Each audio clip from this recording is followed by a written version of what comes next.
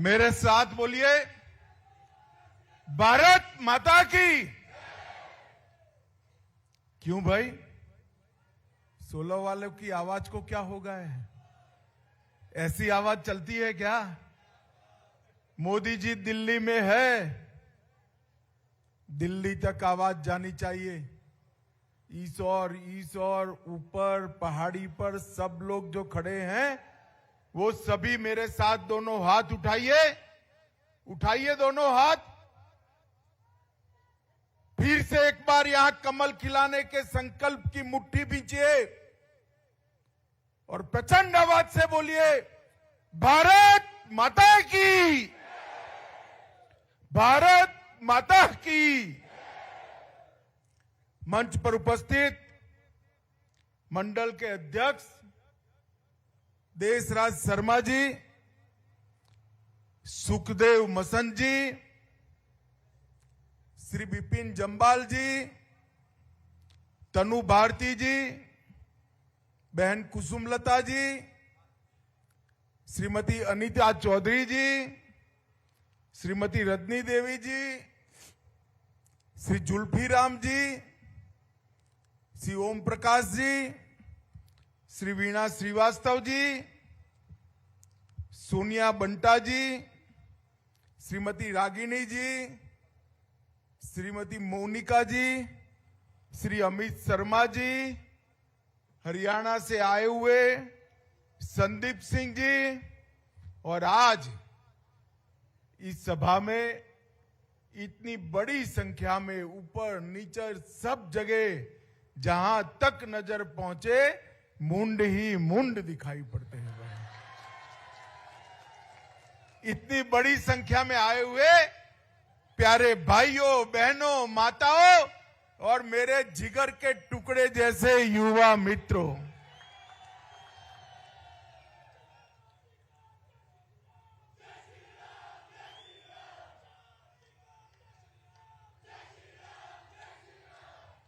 सबसे पहले ये देवभूमि में आकर सबको मनवांछित फल देने वाली मां बगलामुखी को प्रणाम कर कर मेरी बात की मैं शुरुआत करना चाहता हूं।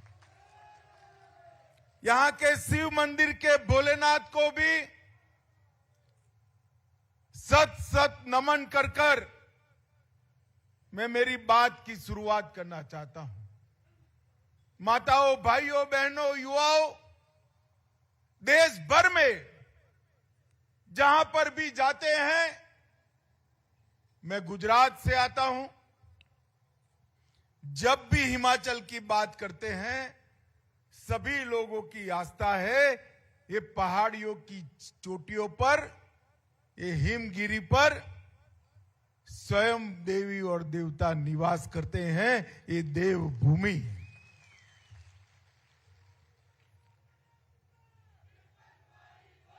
हमारा हिमाचल देवभूमि तो है ही,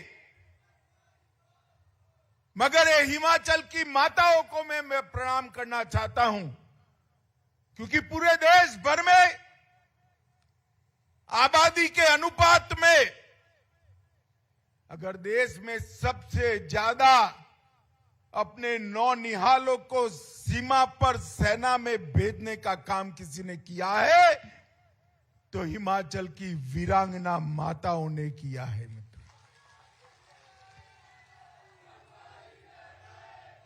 और उन्होंने कई सारे ऐसे वीर सपूत हंसते हंसते मां भारती की सुरक्षा में बलि चढ़ाए। पहले परमवीर चक्र सोमनाथ शर्मा जी हो, विक्रम बत्रा हो, संदीप कालिया हो, अनेक ऐसे सपूत हंसते हंसते मां भारती के चरणों में समर्पित किए हैं। और ये करने का साहस पूरे देश में अगर किसी के पास है तो ये वीर भूमि की माताओं के पास है। मैं मातृशक्ति को बार बार प्रणाम करता हूं। मित्रों, आज का दिन 9 नवंबर का दिन देश के इतिहास में बहुत महत्वपूर्ण दिन है। 9 नवंबर के दिन 1659 में छत्रपति वीर शिवाजी महाराज ने अफजल खान को मारकर अपना भगवा फहराने का काम किया था। मित्रों, आज का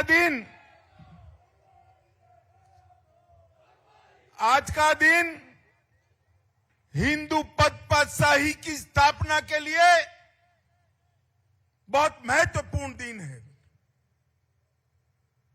और आज मैं जब आया हूं तब 2 दिन रह गए चुनाव को। शाम को 4 बजे चुनाव के नगाड़े समाप्त हो जाएंगे, बंद हो जाएंगे। मैं हिमाचल की जनता को कहने आया हूं, पूछना जरा है कांग्रेसियों को, 40-40 साल तक हमारे सेना के जवान और उनके परिवारजन 1 रैंक 1 पेंशन की मांग करते थे। 4 पीढ़ी तक शासन करने वाली ये कांग्रेस पार्टी उनकी ये मांग को पूरा नहीं करती थी। मगर माताओं, भाइयों, बहनों, युवाओं, आपने 2014 में मोदी जी को बिठाया और 2015 में मोदी जी ने 1 रैंक 1 पेंशन देने का काम समाप्त कर दिया। सेना के जवानों का बैंक अकाउंट में उनके परिवारजनों को 41,000 करोड़ रुपया ज्यादा देने का काम हमारे नेता और देश के प्रिय प्रधानमंत्री नरेंद्र मोदी जी ने किया है।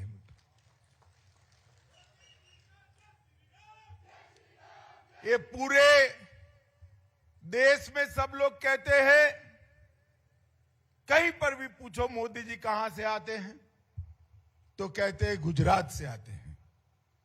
और गुजरात में जाकर पूछो मोदी जी कहां से आते हैं तो वो कहते हैं वो हिमाचल से आते हैं। अब मोदी जी देश के प्रधानमंत्री बन गए, यहां अपने भाजपा सरकार बना दी। ये माताएं बहनें बैठी है, मैं उनको पूछना चाहता हूं, भांजा नैनीहाल जाए और मां परोसने वाली हो तो कोई कमी रह जाए क्या? बताओ आप, रह जाए क्या? तो हिमाचल के विकास के लिए ये 5 साल में डबल इंजन सरकार ने मोदी और जयराम ठाकुर के नेतृत्व में कोई कमी नहीं छोड़ी।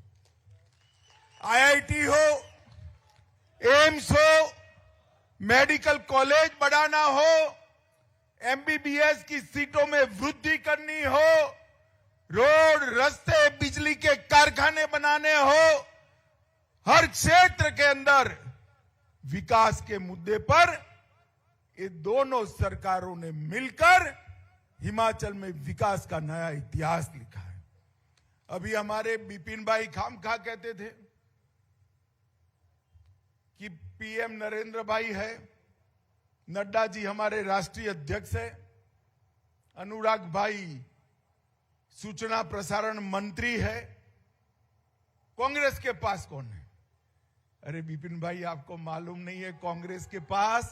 अरे सुनो, कांग्रेस के पास वहां भी मां बेटा है, यहां भी मां बेटा है। ये परिवारवादी पार्टी है।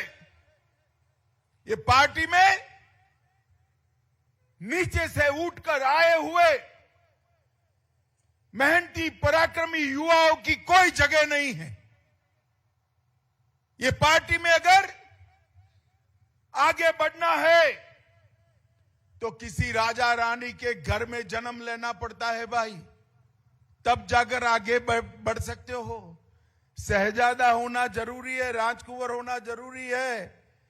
मगर राहुल बाबा, आपको मालूम नहीं है, अब लोकतंत्र आ गया है, राजा रानियों का जमाना गया, अब जनता का जमाना आया है। अब इस बार मैंने बारीकी से कांग्रेस का पूरा चुनाव कैंपेन देखा है।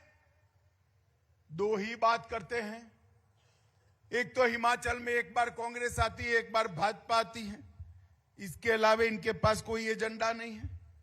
अरे भाई, वो जमाना गया। मणिपुर में दूसरी बार भाजपा आई, असम में दूसरी बार भाजपा आई, उत्तर प्रदेश में दूसरी बार भाजपा आई, गुजरात में छठी बार भाजपा आएगी, हमारे उत्तराखंड पड़ोसी राज्य में भी दूसरी बार भाजपा आई, और यहां पर भी बार बार भाजपा आने वाली है। अब वो गारंटी बांटते फिरते हैं, 10 गारंटी लेकर घूम रहे हैं। भाई, गारंटी की तो इसकी वैल्यू है जिसकी कोई इज्जत और आबरू हो। आपकी गारंटी को कौन मानेगा? बताओ भला, कोई मानेगा? मानेगा? जिन लोगों ने 10 साल के अंदर 12 लाख करोड़ के घपले, घोटाले, भ्रष्टाचार किया, उनकी गारंटी को ये हिमाचल की चतुर सुजान जनता मानेगी क्या? राहुल बाबा, हिमाचल की माताओं को क्या समझ रखा है? ऐसे ही गारंटी बांटते घूमते हो। ये गारंटी से नहीं मानते हिमाचल वाले, कंक्रीट काम मांगते हैं। मैं आज यहां आया हूं, हिमाचल का भी हिसाब दूंगा, देश की सरकार का भी हिसाब दूंगा। माताओं, भाइयों, बहनों, नरेंद्र मोदी जी ने 13 करोड़ गरीब माताएं और हिमाचल की 1,38,000 घरों में फ्री ऑफ कॉस्ट गैस का सिलेंडर भेजने का काम ये भारतीय जनता पार्टी की सरकार ने किया है। 60 साल सरकार चलाई आपने, 3-3, 4-4 पीढ़ी तक सरकार चलाई, सिर्फ 12 करोड़ सिलेंडर बांट पाए थे, वो भी शहरी क्षेत्र के अंदर, पहाड़ियों की चोटियों पर नहीं, बर्फीले गांव में नहीं। मोदी जी ने बर्फीले गांव हो या पहाड़ की चोटी हो, माताओं बहनों को, गरीबों को गैस का सिलेंडर देने का काम किया है। 10 करोड़ घरों के अंदर आजादी के 65 साल के बाद पहली बार बिजली पहुंचाने का काम किया है। 3 करोड़ लोगों को घर देने का काम किया है। देश के 60 करोड़ से ज्यादा लोगों को आयुष्मान भारत का कार्ड देकर 5 लाख तक का स्वास्थ्य का सारा खर्चा समाप्त कर दिया। और हिमाचल वालों को तो डबल फायदा है। आयुष्मान भारत योजना तो है, जो बच जाते थे उनके लिए जयराम जी हिम केयर योजना लाकर आए, सभी को ये फायदा मिल रहा है। भाई, माताओं, भाइयों, बहनों, कांग्रेस के पास हिसाब देने के लिए कुछ नहीं है। मुझे बताओ, एक कश्मीर हमारा है या नहीं है? जरा जोर से बोलो, ऊपर वाले भी बोले है या नहीं है? धारा 370 हटनी चाहिए थी क्या नहीं हटनी चाहिए थी? 70 साल से कांग्रेस पार्टी, जवाहरलाल नेहरू की गलती, ये धारा 370 को अपनी गोदी में बच्चे की तरह सहला रही थी। कोई नहीं मानता था कि धारा 370 जो टेम्पररी है, कभी भी जा सकती है। आपने दूसरी बार मोदी जी को प्रधानमंत्री बनाया, 5 अगस्त 2019 को मोदी जी ने धारा 370 को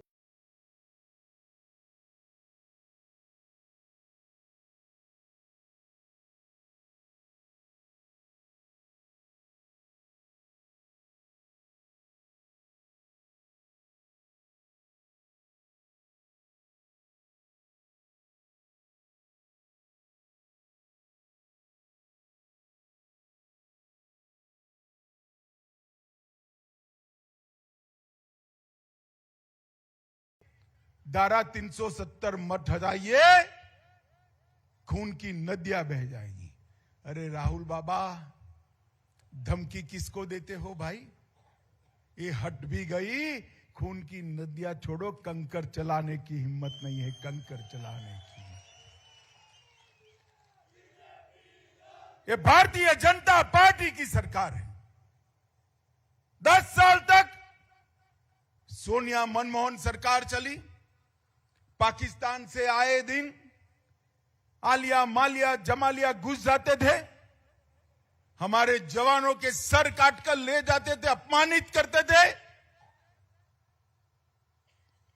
मौनी बाबा मनमोहन सिंह उफ नहीं करते थे, हिम्मत नहीं थी। मोदी जी की सरकार आई, उरी और पुलवामा में हमला किया। पाकिस्तान वाले भूल गए कि अब कांग्रेस की सरकार नहीं है, भाजपा की सरकार आ गई है, और वो भी भूल गए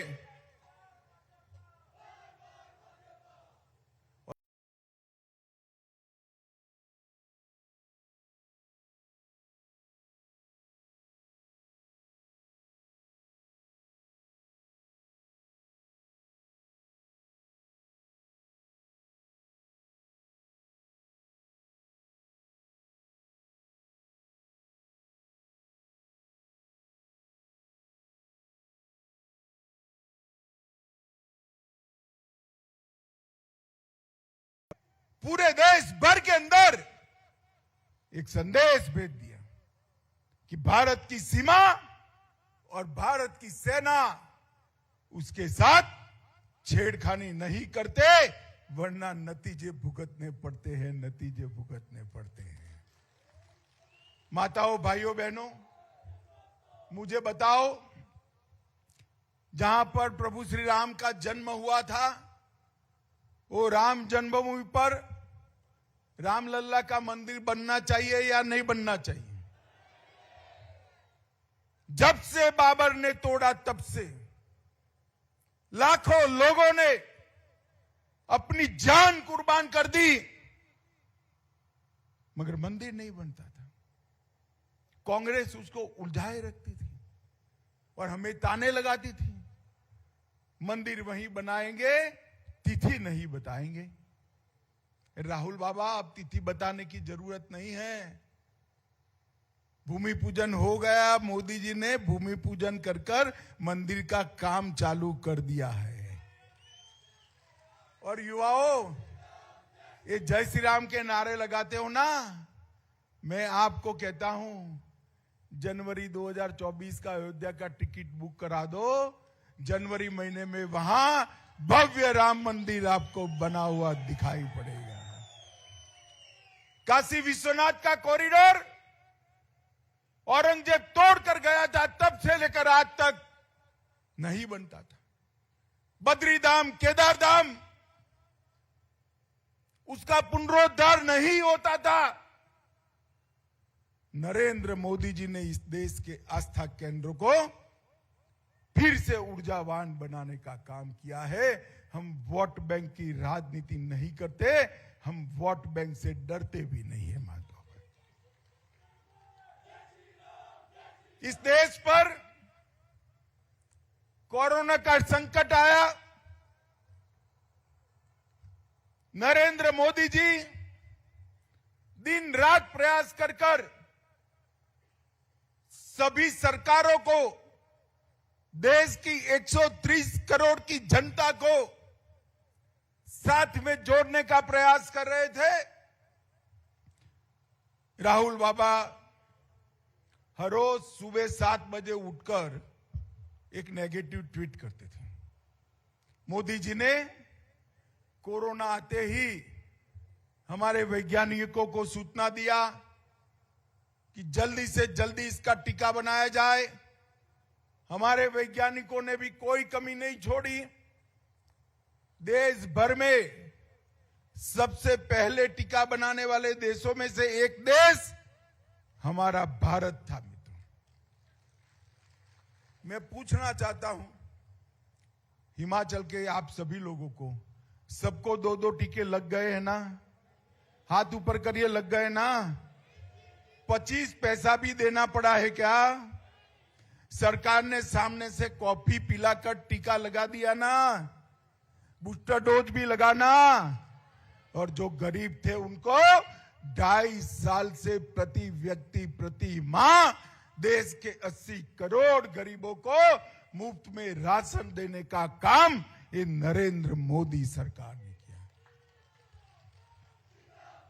इसमें भी राहुल बाबा ने ट्वीट कर दिया, ये कांग्रेस की फितरत है, ट्वीट कर दिया कि मोदी टीका है मत लगाइयो, मगर उनकी कौन मानता है भाई, सबने लगा दिया, आप सबने भी लगा दिया, बाद में अंत में रात के अंधेरे में वो भी लगा आए।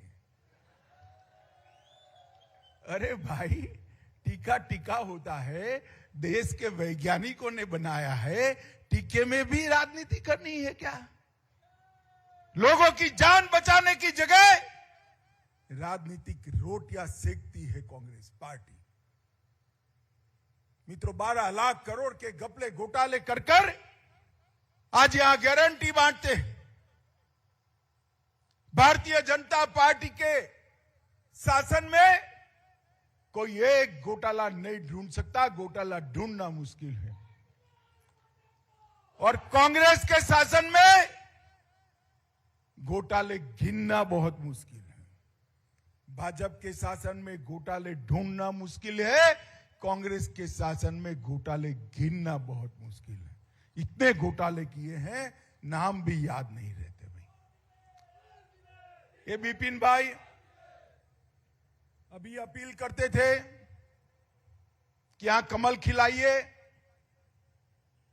मैं बोलने वाला था, जरा संक्षिप्त में बोले, संकोची आदमी है थोड़े। माताओं, भाइयों, बहनों, इस 16 विधानसभा में 80 करोड़ से ज्यादा की परियोजनाओं का शिलान्यास और उद्घाटन हमारे जयराम ठाकुर ने किया है। 108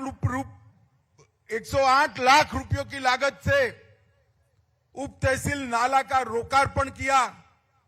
11 करोड़ रुपए की लागत से पीएमजीएसवाई का धीरा से देवी टीला सड़क की उन्नयन का काम शुरू किया। चिरान से चिरक सड़क 9 करोड़ रुपए से शुरू की। 4 करोड़ रुपए से फेरर से थांबा सड़क को अपग्रेड किया। धर्मशाला में स्मार्ट सिटी परियोजना लाए।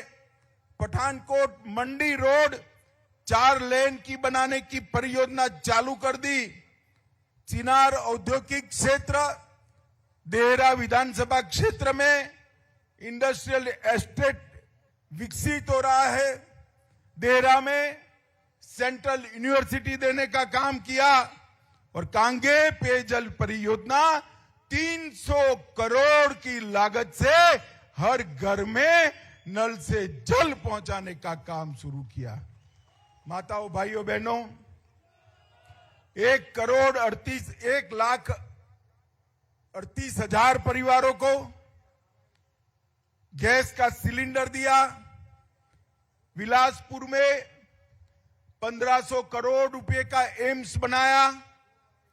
48 अस्पतालों में ऑक्सीजन प्लांट स्थापित किया। 450 करोड़ की लागत से सैटेलाइट पीजीआई ऊना में बनाया। बल्क ड्रग पार्क 1100 करोड़ की लागत से किया। मेडिकल डिवाइस पार्क 400 करोड़ की लागत से किया। ढेर सारे काम हिमाचल और 16 के लिए कर कर भारतीय जनता पार्टी ने यहां विकास का रास्ता किया है। माताओं, भाइयों, बहनों, हमारे घोषणा पत्र के अंदर हमने कॉमन सिविल कोड का वादा किया है। भारतीय जनता पार्टी बनते ही, सरकार बनते ही कॉमन सिविल कोड पूरे हिमाचल में लागू पड़ जाएगा। किसानों को मोदी जी जो 6,000 रुपया भेज रहे हैं, उसमें छोटे किसानों को 3,000 रुपया और राज्य सरकार देगी। सेब की पैकेजिंग सामग्री पर जीएसटी को 12% तक सीमित कर दिया जाएगा। राज्य में 5 नए मेडिकल कॉलेज खोलेंगे। वक्फ की संपत्तियों में भ्रष्टाचार करने वालों की जांच होगी। और माताओं, भाइयों, बहनों, हिमाचल की बच्चियां जो 6ठी कक्षा से 12वीं कक्षा में पढ़ती हैं, वो सभी को एक स्कूटी सरकार की ओर से पढ़ने के लिए दिया जाएगा। भाई सिर्फ पढ़ने के लिए नहीं है, मैं माताओं को बताना चाहता हूं, बच्ची स्कूटी लेकर स्कूल तो जाएगी, शाम को आपको स्कूटी के पीछे बिठाकर बाजार में सैर भी कराने ले जाएगी। भाई हमारी बच्चियां उच्च शिक्षा प्राप्त करे, वो हमारा लक्ष्य है। महिला स्वसहाय जूथों में ब्याज का दर घटाकर 2% करने का काम भी भाजपा सरकार करने वाली है। माताओं, भाइयों, बहनों, इतनी सारी माताएं बैठी हैं, मटका लेते हैं तो टकोरा लगाते हो या नहीं लगाते हो? जरा बताओ, पक्का है या कच्चा है? देखते हो ना एक बार? तो 200-250 रुपए के मटके पर 10 बार टकोरा लगाते हो। ये हिमाचल प्रदेश की सरकार सौंपनी है, प्रत्याशी कौन है इसका टकोरा जरा ढंग से लगा देना, कहीं गलती न हो जाए आपसे। और ढंग से टकोरा लगाओगे तो मुझे मालूम है, विपिन भाई खड़े हो जाइए, नाम हमारा आएगा विपिन परमार का। और अंत में मैं एक बात करना चाहता हूं, एक ही बार मेहनत करने से 2 काम होते हैं, तो करना चाहिए या नहीं करना चाहिए? भाई अकलमंद आदमी एक बार मेहनत करने से 2 काम एक साथ हो तो करेगा या नहीं करेगा? तो सब क्षेत्र भाजपा को वोट देंगे तो एमएलए एक चुनेंगे, है ना? मगर आप एमएलए भी चुनोगे, आप एमएलए बना दो, विपिन भाई को बड़ा आदमी बनाने का काम हम करेंगे। तो एक वोट देने से 2 काम होते हैं, तो करने चाहिए या नहीं करने चाहिए? तो भाजपा को वोट दोगे क्या? कमल के निशान पर बटन दबाओगे? विपिन परमार को एमएलए बनाकर विधानसभा में भेजोगे? जयराम ठाकुर के हाथ मजबूत करोगे? मोदी जी के हाथ मजबूत करोगे? नड्डा साहब के हाथ मजबूत करोगे? तो मेरे साथ दोनों हाथ उठाइए और प्रचंड आवाज से बोलिए, भारत माता की, भारत माता की, भारत माता की, वंदे वंदे।